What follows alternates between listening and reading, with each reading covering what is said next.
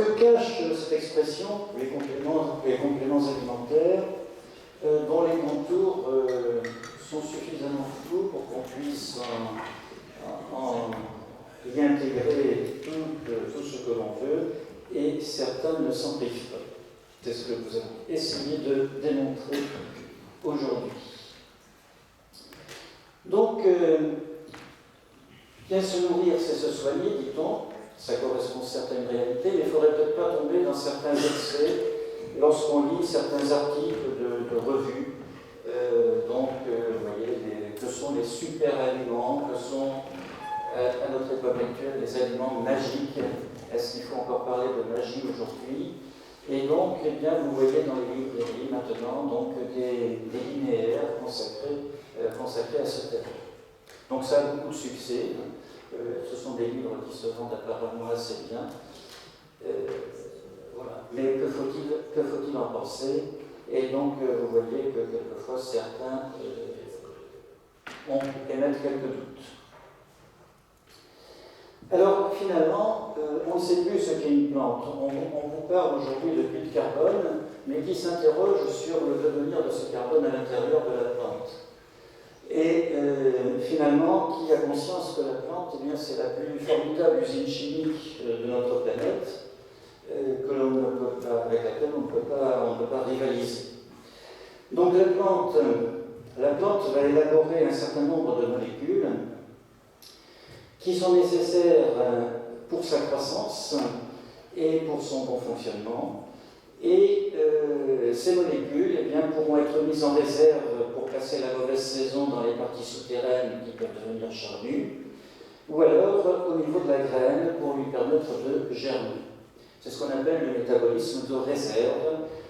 On dit quelquefois aussi métabolisme primaire.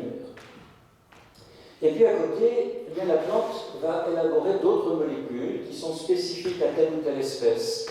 Ce sont d'une part des substances volatiles ou des pigments qui sont destinés à attirer un insecte dédié, quelquefois un oiseau, pour permettre la pollinisation et donc ainsi permettre à la plante de se reproduire.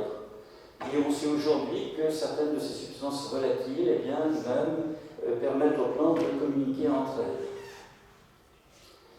À côté, certaines plantes émettent des principes astringents ou amers destinés à rebuter un herbivore qui ferait des prélèvements excessifs.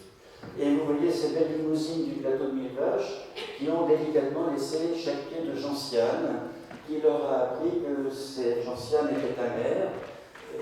Voilà. Vous avez sans doute remarqué aussi que les bovins n'appréciaient guère les renoncules acris en raison donc, de leur âcreté.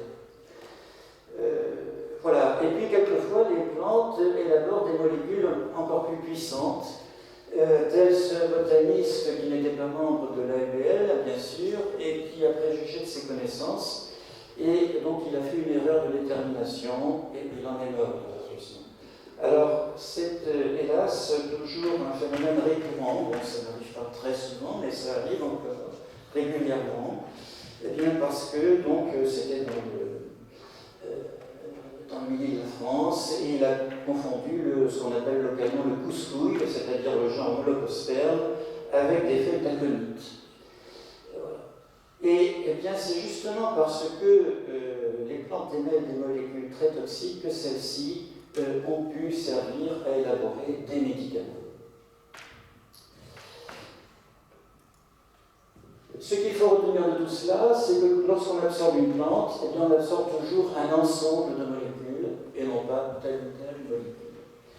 Tout dépend de la concentration respective de chacune de ces molécules pour que cette plante développe des propriétés nutritives ou médicinales. Donc il y a d'abord les plantes aliments. Eh bien, on va utiliser les produits du métabolisme de réserve en remarquant que depuis que l'humanité s'est développée, eh bien, l'homme a sélectionné pour faire ses grandes cultures les plantes chez lesquelles les graines accumulaient des glucides. Et finalement, vous voyez, très peu d'espèces comparées à la biodiversité végétale.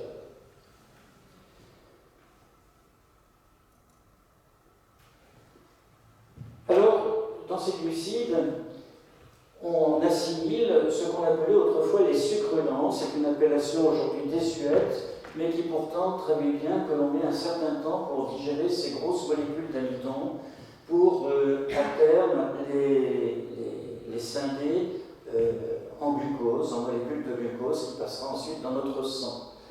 Et donc j'ai mis la châtaigne pour montrer que le surnom d'arbre à pain signifie bien que c'est un organe végétal très riche en amidon, donc très nutritif.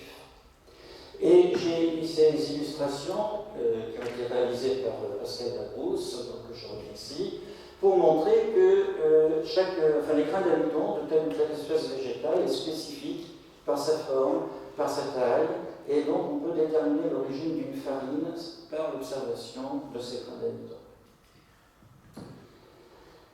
Alors, si l'amidon est connu, on parle beaucoup moins de l'inuline.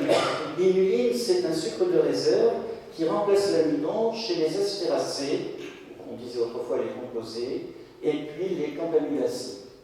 Alors, cette inuline, donc, elle doit son nom à une espèce sauvage qui est l'inule, la grande onée, Inule onée.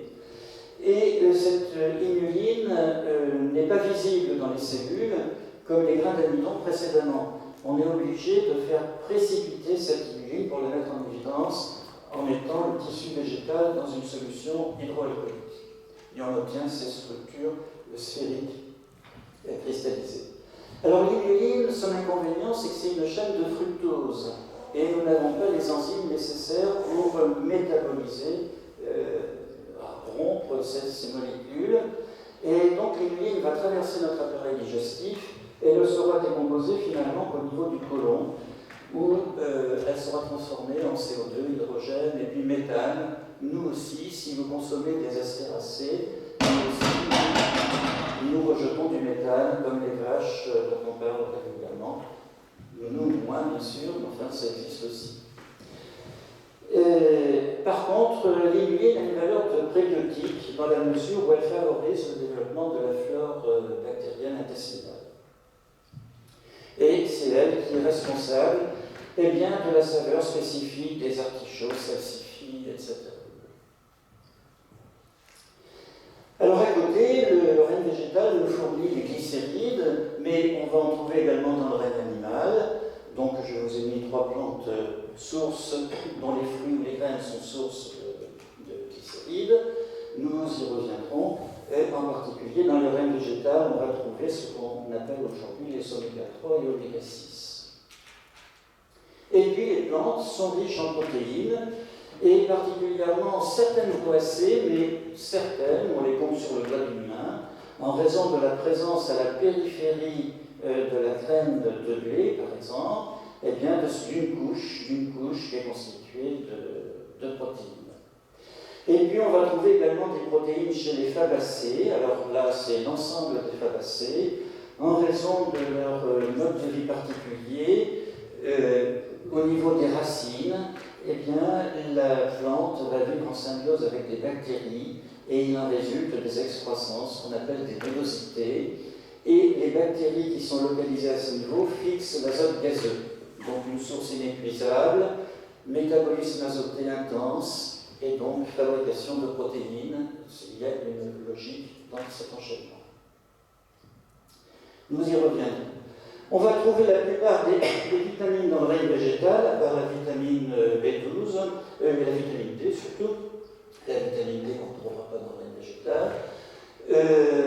Donc par exemple le cynorhodon, alors je l'ai écrit ici, ça va peut-être choquer certains, mais je suis les préconisations du dictionnaire de l'Académie française, et c'est vrai que c'est plus logique de mettre un seul R. Donc le cynorhodon, tout au moins la pulpe du cynorhodon, est très riche en vitamine C et provitamine A. Et juste un mot sur les vitamines, parce qu'on n'y reviendra pas.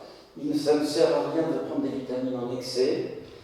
Si c'est la vitamine C, l'excès est éliminé dans les urines, mais par contre, les vitamines liposolubles, elles ne peuvent pas être éliminées et on peut s'intoxiquer avec de la vitamine A. Et puis la plante est riche en minéraux, certaines publicités vous vantent certaines eaux minérales pour leur richesse en magnésium, mais vous pouvez trouver du magnésium en mangeant de la salade, puisque le magnésium est l'atome central de la molécule de chlorophylle. Par contre, le fer d'origine animale est plus facilement assimilé que le fer d'origine végétale, parce que le fer est bien inclus dans cette structure, ce type de structure qu'on appelle la structure héminique. Voilà, donc les plantes alimentaires, on reviendra naturellement sur certains de ces ensembles. À côté, il y a donc les plantes médicaments, comme je vous ai dit tout à l'heure. Eh bien, que sont les plantes médicaments? Ce sont des plantes dont au moins une partie possède des propriétés curatives ou préventives des maladies, ce qui répond à la définition même du médicament. Donc, se soigner par les plantes, étymologiquement, c'est la phytothérapie. Mais ce terme, eh bien, a perdu son sens originel. La phytothérapie est devenue progressivement, à partir du XIXe siècle, comme la thérapeutique utilisant les plantes directement, c'est-à-dire entières, ou alors sous forme fragmentée, et donc que l'on met dans des gélules éventuellement, donc excluant les molécules que l'on peut extraire de la plante et que l'on va retrouver dans ce qu'on appelle les spécialités pharmaceutiques. Pourtant, certaines de ces spécialités pharmaceutiques ont une origine directement végétale encore. Si on prend l'exemple du colchique qui fleurit à l'automne, donc la fleur est fécondée à la fin de l'automne, l'ovaire passe la mauvaise saison juste sous la surface du sol, au printemps suivant émergent des feuilles qui entourent une capsule, et à maturité, la capsule donne de toutes petites graines, et eh bien, c'est à partir de ces graines que l'on continue à extraire la molécule de colchicine qui se retrouve ensuite dans les comprimés pour traiter les crises de goutte, certaines formes d'arthrose ou certaines maladies bien spécifiques. Voilà. Et il est plus rentable de nos jours de continuer à extraire la colchicine directement à partir des graines que de la synthétiser. Ce n'est pourtant plus de la phytothérapie, même si c'est la plante, l'organe végétal, qui est à l'origine directe du médicament. Donc à côté, il y a la phytothérapie. Donc par exemple, ici, on va utiliser l'écorce de bourdaine, donc plus ou moins fragmentée, on dit mondée en pharmacie. Et donc, une tisane d'écorce de bourdaine, c'est pas folichon à boire ni à regarder. Donc, raison pour laquelle on va rajouter dans votre mélange un peu de menthe pour donner une saveur plus attirante, et puis des pétales de rose, entre autres, pour donner un aspect coloré qui soit également pas trop repoussant. Et alors, la phytothérapie, au sens actuel du terme, eh bien, peut soulager un certain nombre de maux, de troubles, mais qui sont considérés de nos jours comme des troubles, cette thérapie est dite de confort, et donc de ce fait ne mérite pas d'être remboursée par la sécurité sociale. Sinon, les spectres d'action sont très variés. Alors, partant de là, cette distinction plante-aliment, plante-médicament, eh bien aujourd'hui, on a créé un nouveau groupe, ce sont les plantes compléments alimentaires. C'est la transposition d'une directive européenne, donc, qui est à l'origine d'un décret qui date de 2006. Un complément alimentaire, c'est une denrée alimentaire dont le but est de compléter le régime alimentaire normal et qui constitue une source concentrée de nutriments. Jusque-là, c'est logique, il n'y a pas... Par contre, la dernière phrase peut déjà laisser la voie ouverte à des extensions, puisque autre substance ayant un effet nutritionnel ou physiologique. Alors, qu'est-ce qu'un effet physiologique? C'est là peut-être où on peut jouer sur les mots. Donc, on pourrait penser logiquement que ces compléments alimentaires sont là pour conforter les apports issus du métabolisme de réserve des plantes. Eh bien, si on est en état d'anémie, de fatigue, etc., on peut avoir une maladie, Donc il nous faut des protéines pour revigorer l'organisme, etc. Donc pas de problème. Mais l'industrie agroalimentaire a vu là une opportunité, et c'est cette industrie qui est à l'origine de tout un vocabulaire que vous connaissez, donc avec plus ou moins des termes de plus ou moins de succès. La liste n'est sans doute pas limitative. Donc on utilise surtout le terme d'alicament, parce que le terme de médicament mettrait en avant les propriétés médicinales, et ça, ce ne serait peut-être pas très bien vu par certaines professions. Que sont les aliments fonctionnels? Eh bien, on considère aujourd'hui qu'un aliment est destiné non seulement à nourrir, mais aussi à soulager certaines maladies. Et donc, c'est un pied mis dans le domaine de la thérapeutique. Alors, où situer les frontières entre tout ça? Eh bien, ça peut se faire selon l'organe. Pour l'artichaut, c'est très simple. Vous consommez la base des bractées, c'est-à-dire ces enveloppes ici vertes qui entourent l'inflorescence de l'artichaut, et vous consommez le fond, la partie charnue du réceptacle floral. Donc c'est une source d'inuline, comme on a dit tout à l'heure. Par contre, en thérapeutique, pour soulager vos troubles hépatiques, eh bien c'est la feuille qu'on utilise. La feuille qui est très amère, parce qu'elle contient des dérivés d'acide caféique, l'acide chlorogénique en particulier, et c'est cet acide chlorogénique qui a ces capacités de soulager donc, les problèmes hépatobiliaires. La frontière peut se faire selon les doses. Le romarin, vous l'utilisez couramment comme condiment dans certains plats cuisinés, mais à dose plus forte, eh bien, ça devient un véritable médicament, là encore, à visée hépatobiliaire. Alors, de tout cela, ont été élaborées des législations progressivement, donc en faisant des dictionnaires des matières premières destinées à l'élaboration des médicaments, et ces dictionnaires, c'est ce qu'on appelle les codex ou les pharmacopoées. Ici, vous avez la 4e édition, on en est aujourd'hui à la 11e, je crois. Alors, pour les plantes et les molécules qui en sont issues, donc pour 113 plantes pour lesquelles le seuil toxique peut être rapidement atteint, la vente est réservée à l'usage pharmaceutique. Parce que je n'ai pas précisé, j'ai un oubli, un médicament est prescrit par un médecin et délivré par un pharmacien. C'est la loi. Donc pour 113 plantes rapidement toxiques, eh bien cette vente est réservée à l'usage pharmaceutique. Et donc, la digitale et la digitaline ne peuvent pas être délivrées par le pharmacien sans ordonnance médicale.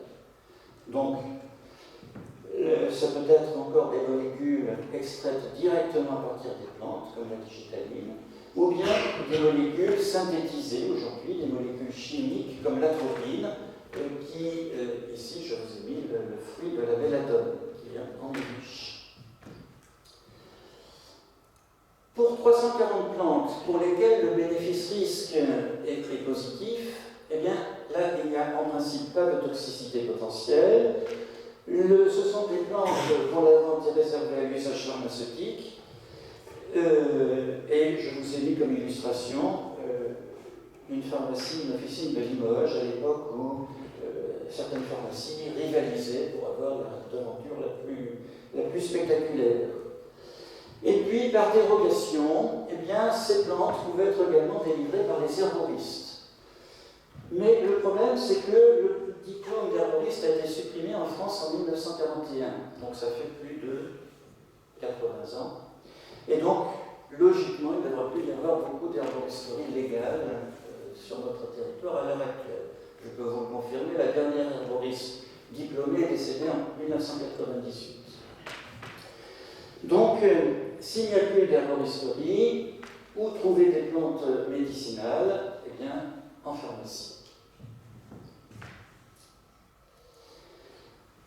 Mais alors, progressivement, ultérieurement, eh bien, certaines plantes ont été libéralisées. Ça s'est fait en 3 étapes, mais donc j'arrive directement à la dernière. Donc, c'est un décret de août 2008, 148 plantes peuvent être délivrés par d'autres personnes que les pharmaciens. Donc, vous avez la liste dont vous remarquez que la classification se fait par l'ordre alphabétique des noms français, ce qui n'est pas très rigoureux. Dans une deuxième colonne, vous avez les noms scientifiques quand même, puis la famille, et puis les parties utilisées de la plante. Le problème, c'est que dans ce décret, eh bien, il n'est pas précisé qui était apte à vendre ces plantes. Il est écrit « tout commerce ». Qu'est-ce que ça veut dire? Autrement dit, vous pouvez aller dans un supermarché, dans une station-service d'autoroute, enfin, j'ai rien contre tout ça, mais voilà, c'est pas... Alors, ces plantes, eh bien, sont rassemblées, par exemple, dans ce guide. Alors, si dans cette liste il y a quelques lacunes, on pourra y revenir si vous le souhaitez, mais il y a aussi des absences justifiées. C'est le cas de l'écorce de Bourdaine. Pourquoi? Parce que l'écorce de Bourdaine contient des molécules puissantes, ce sont des molécules dites anthracéniques, qui ont des propriétés laxatives fortes. Et à une époque, eh bien, certaines personnes ont abusé de cette écorce de Bourdaine qu'elles utilisaient pour éliminer davantage et donc maigrir. Le problème, c'est que, il ne faut pas que je m'approche trop de ça, le problème, c'est que donc, ça provoque comme une véritable addiction, parce que plus vous en prenez, plus il faut augmenter les doses, plus ces doses doivent être rapprochées, et c'est une véritable drogue. Et donc, normalement, la bourdaine n'est pas une plante libéralisée. Alors, quelle est la législation des plantes, des compléments alimentaires? Eh bien, cela résulte d'un arrêté de 2014 et dans laquelle vous avez une liste, comme je vous ai montré précédemment. Cette liste, cette fois, est assez volumineuse, avec 540 plantes. Et une fois n'est pas coutume, cette liste est classée selon l'ordre alphabétique des noms scientifiques.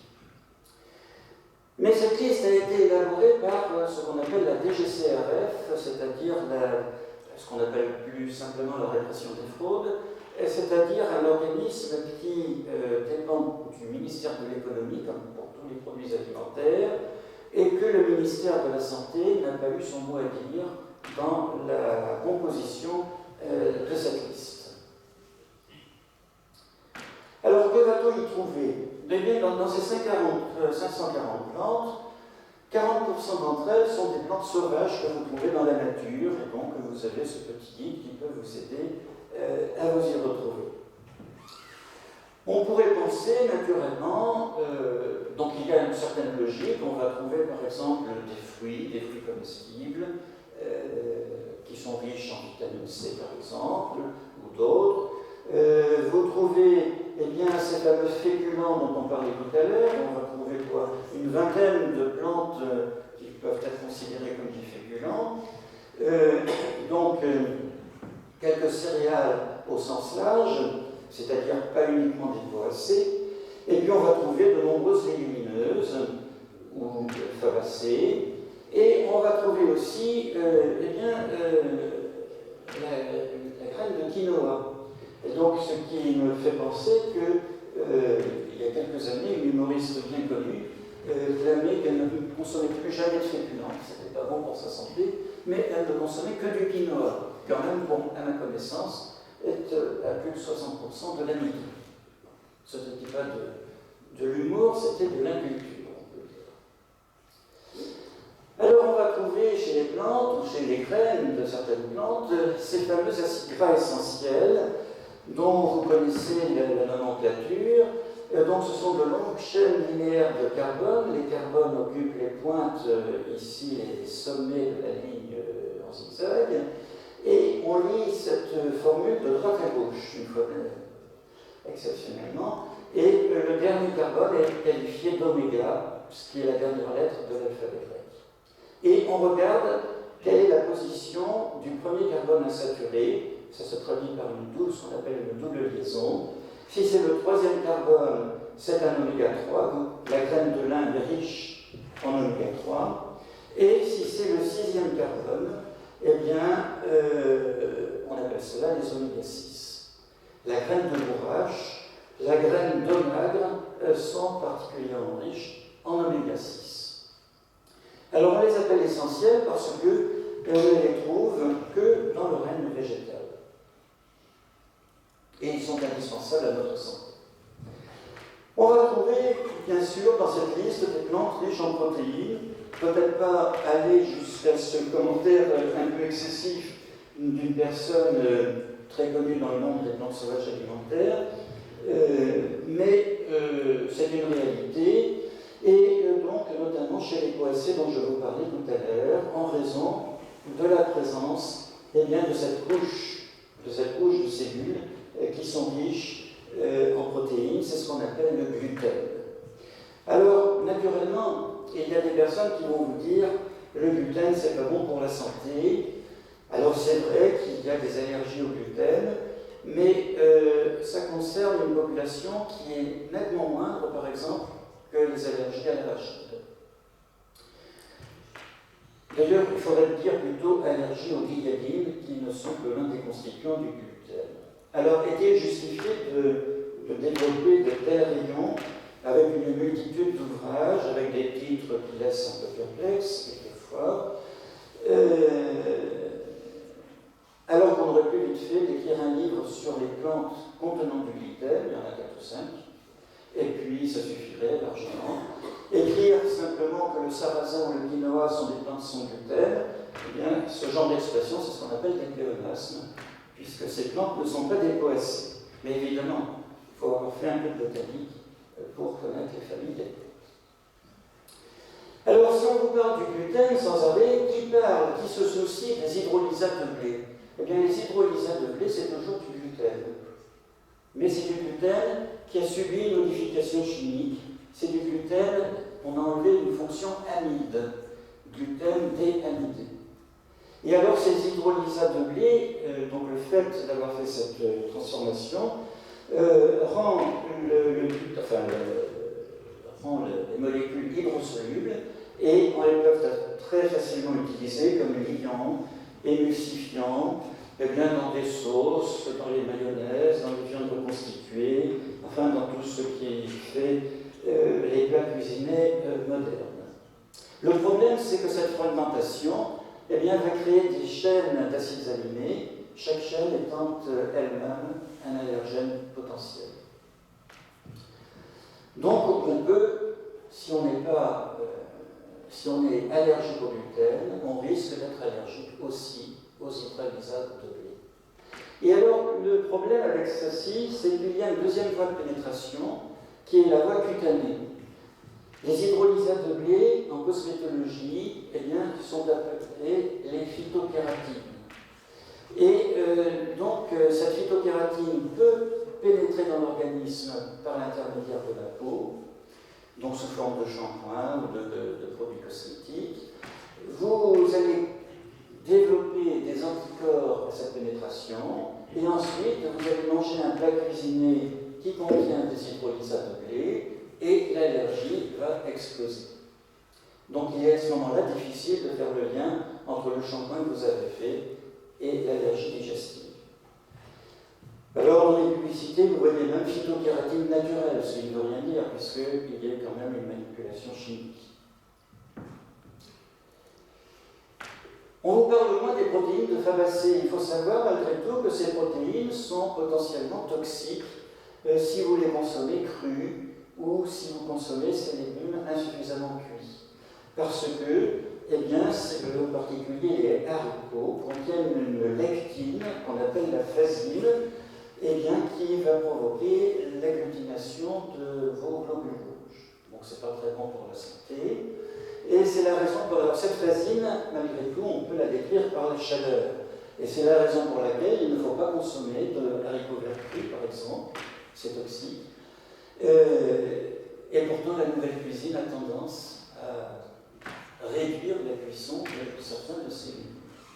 Il y aurait d'autres fabacées toxiques, mais je n'ai pas trop le temps de développer. Ça veut dire que finalement, bon, les fabacées sont une source de protéines intéressante, mais à condition de respecter certaines précautions. Et puis, on vous dit, donc, consommer des orties. Les orties sont riches en protéines, c'est vrai, mais avant de les consommer, regardez là où vous les récoltez. Où poussent les plus belles orties? Eh bien, dans les milieux riches en nitrates, que l'ortie accumule également. Dans votre organisme, eh bien, ces nitrates vont se transformer en nitrites, que vous retrouvez dans le saucisson. Il ne faut pas manger de saucisson, mais vous pouvez manger des orties. Donc c'est vrai que les nitrites, ensuite, se transforment en nitrosamines cancérogènes. Et puis, quelquefois, les orties se développent dans d'anciens décombres, où ont pu se déposer des métaux lourds, comme du cadmium, par exemple, ou d'autres substances qui ne sont pas très saines. Donc c'est comme pour les champignons, ne récoltez pas les orties en bord de route. Alors, quelques interrogations. Eh bien, c'est que dans cette liste des compléments alimentaires, vous retrouvez presque toutes les plantes qui avaient été libéralisées en tant que plantes médicinales, à 2 exceptions près. On ne sait pas pourquoi.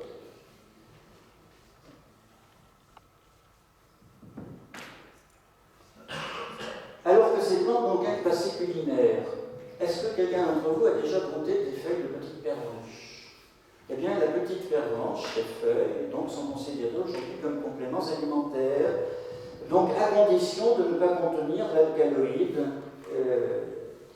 qui a dû disparaître. La petite pervenche, traditionnellement, c'était une plante médicinale dont on utilisait les alcaloïdes, alors la l'alcaline ou un alcaloïde très proche, dans les cas d'hypertension.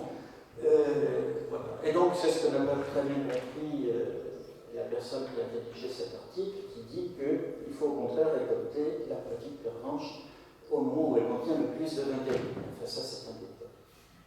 Donc, est-ce que la petite pervenche est un aliment ou est-ce que c'est un médicament? Le summum de l'ambiguïté, c'est avec le palmier de Floride, Sérénoir et pince.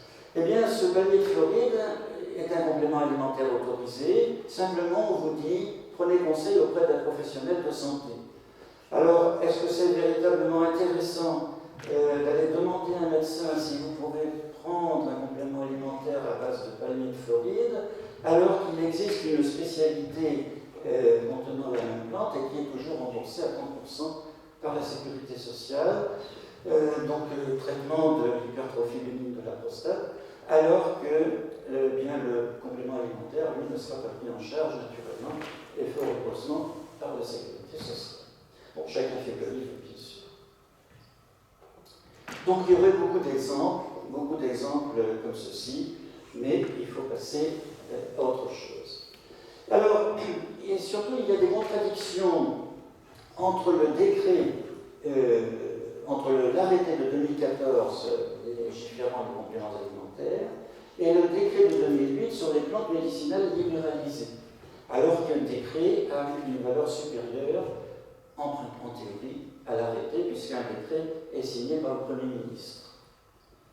Eh bien, exemple de contradiction, c'est la bourdaine. La bourdaine est un complément alimentaire autorisé, ce qui signifie qu'un herboriste qui, malgré tout, a étudié et s'est penché sur les plantes n'aurait pas le droit de vendre de l'écorce de bourdaine, alors que vous pouvez aller dans n'importe quel supermarché acheter de l'écorce de bourdaine, où il n'y aura personne pour vous faire remarquer qu'il est écrit en tout petit qu'il ne faut pas un usage prolongé, ni en adolescents, ni aux enfants de moins de 12 ans.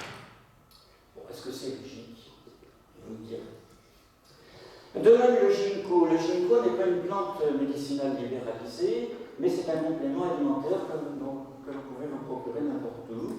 On vous dit, consultez votre médecin en cas de prise simultanée d'anticoagulants. Donc, c'est très juste. Par contre, on ne vous dit pas qu'en cas d'intervention chirurgicale, ce serait bien aussi de prévenir votre chirurgien. Et il y a quelquefois des accidents. Ces accidents sont très nombreux en Chine, où on consomme beaucoup le ginkgo, mais il y a eu aussi des accidents en France pour cette raison. Alors, la dernière colonne du journal officiel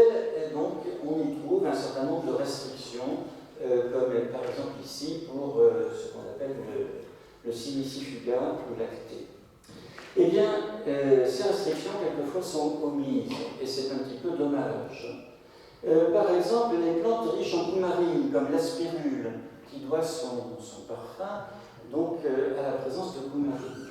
Eh bien, il faut savoir que pour ceux qui veulent élaborer leur vin de mai, le Maitrank, qui est une habitude de l'Est de la France et de l'Allemagne surtout, eh bien, pour élaborer ce vin de mai, il ne faudrait pas mettre plus de 3 grammes de plantes fraîches par litre de vin, sauf à avoir eh bien, des troubles comme des maux de tête, etc. Mais ça peut aller jusqu'à des hémorragies. Donc il ne faut pas prendre de coumarine à dose très importante. Et puis surtout, eh bien, comme ici, donc, si la dose préconisée par tasse pourrait être acceptable, une cure de 28 jours risque de présenter un effet cumulatif. Donc méfiez-vous de certaines lectures qui ne sont pas suffisamment documentées. Eh bien, l'arachide est un complément alimentaire autorisé, sans aucune restriction, alors que je vous ai dit tout à l'heure qu'il y avait des allergies à l'arachide, à tel point que l'étiquetage des produits alimentaires est obligatoire. Tous les produits contenant de l'arachide, ça doit être mentionné, en tout petit, mais c'est mentionné. Alors qu'ici, en tant que complément alimentaire, eh bien, on ne vous met pas en garde. C'est quand même ennuyeux. Eh bien, de même, le sarrasin. Le sarrasin, la consommation du sarrasin s'est développée à la suite de ce mode de vie qualifié de sans gluten. Eh bien, il y a des allergies au sarrasin qui se développent, avec même des chocs anaphylactiques, et ça se produit dans différents pays, et il y en a eu en France. Et donc, aucune restriction d'usage, y compris dans les produits alimentaires qui contiennent du sarrasin. En 2019, janvier 2019, la DGCRF, toujours elle, eh bien, a pondu une nouvelle liste. Il est annoncé 1011 plantes. 1011 plantes. Alors, quand vous regardez cette liste, eh bien, vous voyez ici un doublon. C'est bien la même plante qui est citée 2 fois. Donc, on manque vraiment de botanistes au sein de cet organisme. Oui, mais on ne forme plus de botanistes, c'est vrai. Voilà, donc 1010 plantes. Alors, classées par ordre alphabétique. Donc, c'est considérable. C'est considérable. Et donc, anticipant la publication de cette liste, donc, où l'on trouve le millepertuis, Hypericum perforatum, donc une personnalité, c'est toujours la même, qui publie beaucoup sur les plantes sauvages alimentaires. Donc, il va rencontrer un chef cuisinier, en plus c'était en Charente, et donc il lui suggérait de cuisiner des fleurs jaunes de millepertuis. Il reconnaît que cette plante a un effet antidépresseur, mais je n'ai jamais réussi à trouver quelqu'un qui fasse quelque chose en cuisine. Heureusement, parce que connaissant les multiples interactions de cette plante avec des médicaments ou d'autres plantes, eh bien, il vaut mieux pas s'aventurer dans ce genre d'expérience. Un mot sur le cannabis. Eh bien, aujourd'hui, vous voyez, quand vous avez besoin d'une médecine, fut-elle douce, eh bien, vous n'allez plus voir le pharmacien, ni même le médecin, ni même le pharmacien, mais vous allez en grande surface, vous avez des rayons intitulés médecine douce, et que ce que vous voyez du chanvre. Donc le chanvre, tout au moins la graine de chanvre, fait partie de cette liste consolidée, et vous avez de nombreuses spécialités, mais on vous écrit aussi quelquefois CBD. Je vous ai dit tout à l'heure, quand vous consommez une plante, vous consommez toujours une multitude de molécules, et l'appellation CBD n'a aucune signification par elle-même. Vous ne consommez pas que du CBD quand vous consommez du chanvre. Vous allez consommer des oméga 3 et des oméga 6, la graine de chanvre est riche. Vous allez consommer des protéines, des minéraux, la graine de chanvre riche en minéraux, mais il y a aussi tout un ensemble de molécules qui sont reliées les unes aux autres, et en particulier, donc, quand vous achetez du chanvre qualifié de CBD, donc riche au cannabidiol, qui ne présente pas d'effet secondaire sur l'organisme, eh bien, dans certaines conditions environnementales, eh bien, vous ne pouvez pas empêcher que la même plante élabore du tétrahydrocannabinol, bien connu pour ses effets psychotropes. On ne peut pas affirmer qu'un chanvre est dépourvu de THC, sauf à faire des analyses systématiques, et d'ailleurs, un certain nombre de conducteurs l'ont appris à leurs dépens à la suite de prises de chanvre dit CBD. Voilà, mais ceci nous ramène à une conférence précédente dont vous avez le développement dans cet ouvrage. Alors, dans cette liste de 1010 plantes, vous trouvez les Berberis et Maria. Eh bien, en 2019, l'ANSES, l'Agence de sécurité alimentaire, met en garde contre l'usage de ces plantes, de ces compléments alimentaires, qui sont riches en berbérine, considérant qu'à ce moment-là, l'action est davantage une action médicinale qu'un effet alimentaire. Donc on vous donne ces produits pour réguler le taux de sucre sanguin. Est-ce que c'est véritablement de la nutrition? Mais le problème, donc, c'est qu'avec ces produits, eh bien, il y a un certain nombre d'accidents qui se sont produits. Donc en juin 2022, à la suite de la prise de compléments alimentaires à base de curcuma, eh bien, ont été signalés des cas d'hépatite grave en Italie et en France. Ça signifie qu'il ne faut pas confondre, comme je vous le disais pour le romarin au début, il ne faut pas confondre un usage condimentaire et un usage où la plante est concentrée. Autre alerte, encore plus récente, nous sommes en septembre 2022, eh bien, à la suite de la prise d'un médicament qui contenait entre autres de l'échinacée et de la chirate verte, eh bien, l'ANSES considère que l'association de ces deux plantes est à l'origine d'un choc anaphylaxie, enfin de plusieurs chocs anaphylactifs graves en France.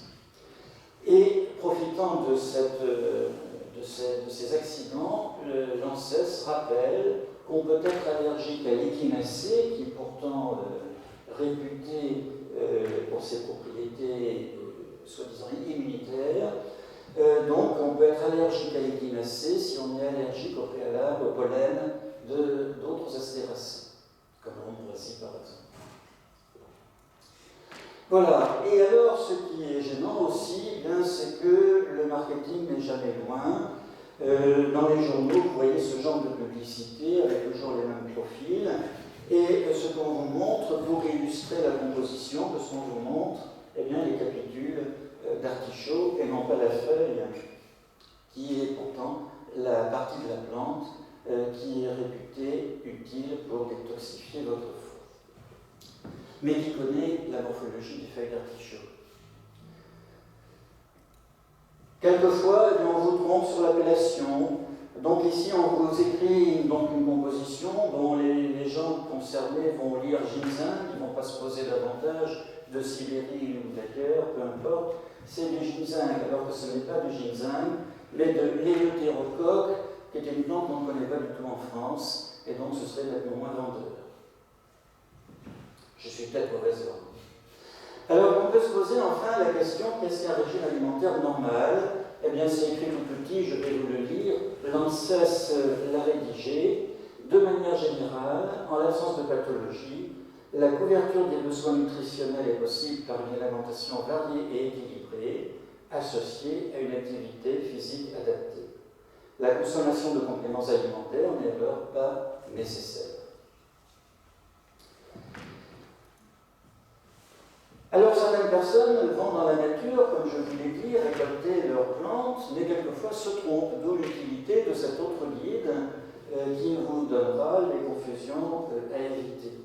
Donc les centres antipoison sont régulièrement alertés, et comme il n'y a pas de botanistes dans les centres antipoison, ni même dans n'importe quel CHU, eh bien,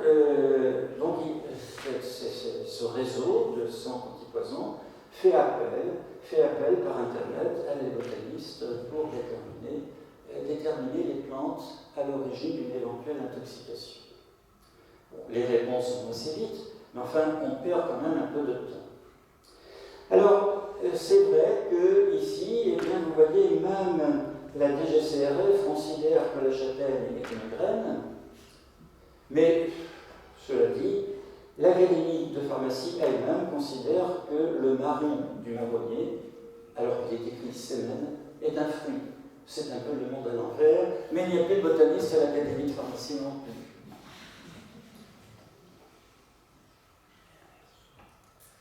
Alors, en conclusion, eh bien, il faut déjà avoir quelques connaissances botaniques, et pour cela, faut-il qu'il y ait un enseignement botanique sérieux, et puis il faut conserver un esprit critique. Aujourd'hui, tous les jours, on voit dans les journaux consommer des choux, c'est un aliment anticancéreux, etc. Alors, je ne nie pas peut-être les capacités du chou, mais néanmoins, le chou contient différentes molécules, comme des thiocyanates. Ce sont des molécules soufrées, donc c'est ce qui donne l'odeur au moment de la cuisson du chou. Et ces thiocyanates ont la capacité de mobiliser, de capter plus exactement l'iode de votre organisme.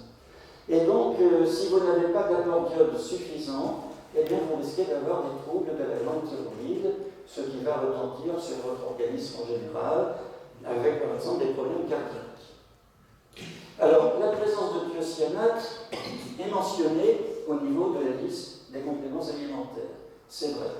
Par contre, il n'est pas fait mention d'autres molécules qui sont présentes, comme les phényléthylamines, qui sont des molécules qui interfèrent avec les IMAO, c'est-à-dire les inhibiteurs de la monoamine oxydase, qui sont des molécules qu'on retrouve dans les antidépresseurs et puis dans certains médicaments. Et donc, il y a un risque, si vous consommez du chou en même temps que ces médicaments, il y a un risque d'hypertension. Et puis le chou contient de la vitamine K, et il ne faut pas consommer trop de chou si vous prenez des anticoagulants oraux. Voilà, donc le chou, c'est peut-être bon pour la santé, mais à condition de prendre certaines précautions. Alors, les thiocyanates, oui, je ne l'ai pas dit, sont éliminés pour la plupart par une cuisson à 2 eaux. C'est l'origine de ce mode préparatoire qu'on a découvert par tâtonnement initialement. Alors le végétal est au centre de toutes ces préoccupations alimentaires, médicinales, toxiques ou ceux qui souhaitent se droguer. Et ça attire des convoitises à tel point qu'une très importante entreprise agroalimentaire, vous savez, celle qui fabrique là, ces bâtonnets de glace, c'est le premier producteur de bâtonnets de glace, a voulu acheter une filiale d'un important laboratoire pharmaceutique. Dans quel but, sinon, que de développer ces compléments alimentaires et de s'attaquer en quelque sorte à la législation sur les médicaments, de façon plus ou moins détournée. Alors effectivement, s'il y a des réciprocités entre certains des aspects que je vous ai compartimentés, eh bien, à mon sens, au niveau des aliments, eh bien, cette réciprocité n'existe pas. Et donc, les plantes alimentaires eh bien, sont un compartiment à part. Et si on peut, à partir de ces plantes alimentaires, faire des médicaments, c'est possible. Par contre, vous ne trouverez pas beaucoup de plantes médicamenteuses qui deviennent des aliments. Voilà, je suis à votre disposition si vous souhaitez quelques compléments sur ce thème. Je ne sais pas si je vous ai appris quelque chose.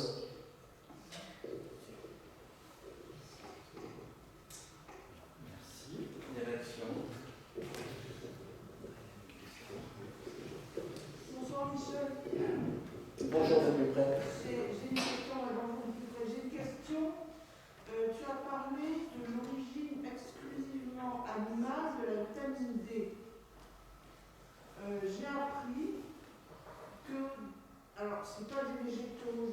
dans les champignons, désolé. C'est pas pareil.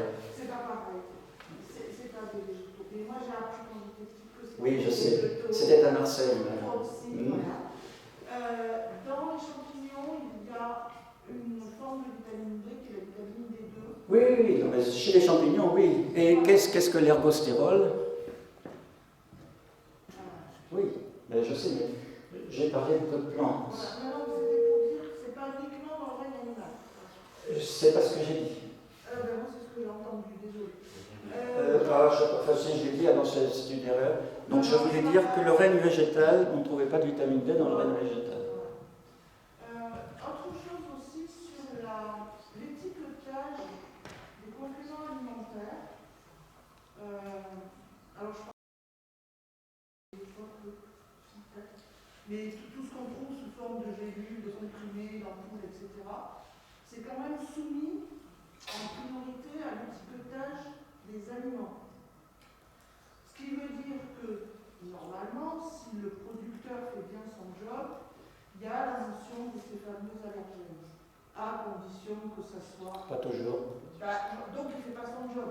Donc on pourrait se retourner à ce moment-là vers la DGCCRF pour leur dire, attention, un tel ne respecte pas la réglementation européenne ou française, mais normalement, voilà, ces compléments alimentaires, il y a l'étiquetage des aliments et l'étiquetage du complément alimentaire.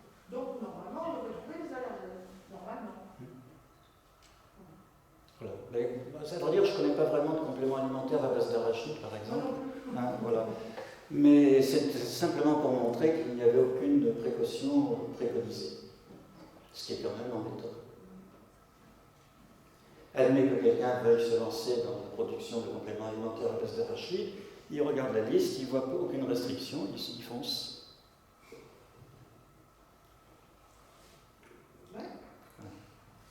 Alors cette liste consolidée, justement, qui lui fait penser, c'est un peu curieux. Donc elle rassemble le règne végétal, les plantes supérieures, comme on dit. Les algues marines ont été exclues, elles font partie d'une autre liste, mais par contre, mêlées aux plantes supérieures, vous allez trouver les spirulines. C'est inattendu.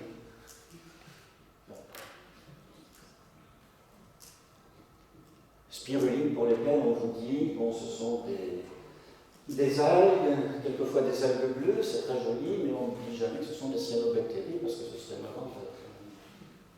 Et d'ailleurs, l'ANSES a mis une alerte de nutri-vigilance, je ne sais plus hier. Comment? L'ANSES a émis une alerte de nutri-vigilance, comme ce que tu as montré sur la spiruline, justement. Voilà, parce que la culture de spiruline, tout le monde se lance dans la culture de spiruline, pas moi, mais enfin beaucoup de personnes. C'est pas une culture qui se fait comme ça, on décide de cultiver de la spiruline, il faut prendre un certain nombre de précautions. Notamment, ces cultures peuvent être contaminées par d'autres cyanobactéries qui sont toxiques, et cette contamination est très facile. Et d'autre part, les spirulines ont des capacités accumulatrices de métaux lourds également.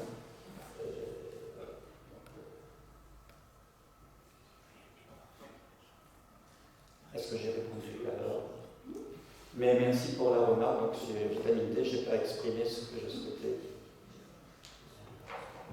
Pour moi, les champignons, je suis désolée. Eh oui, oui, non, mais il faut actualiser tes connaissances. J'actualise, mais j'ai du mal.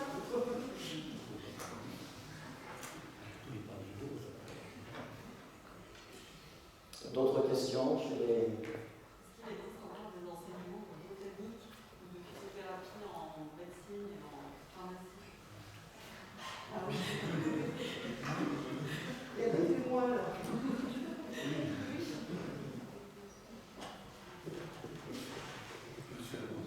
Comment je... Je me demande s'il existait encore des enseignements de botanique ou de physiothérapie en... Eh bien, malheureusement, moins en moins. Par rapport à l'époque où j'ai fait mes études, c'était les dernières années, c'est vrai. On en fait beaucoup moins. D'ailleurs, les enseignants botaniques régressent à vitesse grand V. Sur les quelques 20, il y a combien de facultés de pharmacie en France? 26. Il y en a peut-être maintenant plus qu'une dizaine qui disposent d'un poste de professeur de botanique. C'est pour vous dire. Même à Marseille, il n'y a plus de poste de professeur de botanique. Ah ben, Régli, il est plus vieux que moi, hein, donc il a pris ça. Non, il n'a pas été remplacé. Il n'a pas été remplacé comme dans beaucoup de faits. Non, c'est catastrophique. On n'enseigne plus la botanique nucléaire, enfin en sciences, je ne sais pas si on en fait beaucoup, mais pas tout le monde passe sous cet aspect. On en fait en sciences. Un peu. Tant mieux. Un petit peu, hein. Bah oui. Et voilà. Donc, c'est un sujet qui est vaste, comme vous voyez, parce que il y a la connaissance des plantes, déjà savoir les reconnaître, et puis ensuite se confronter dans le métabolisme. C'est vaste, il faudrait beaucoup d'heures pour couvrir le sujet.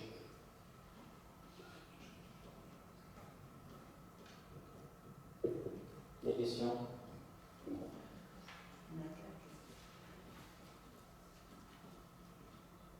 Alors, si vous voulez voir les ouvrages que je vous illustre ici, vous pouvez les regarder si ça vous intéresse. À noter d'autres questions.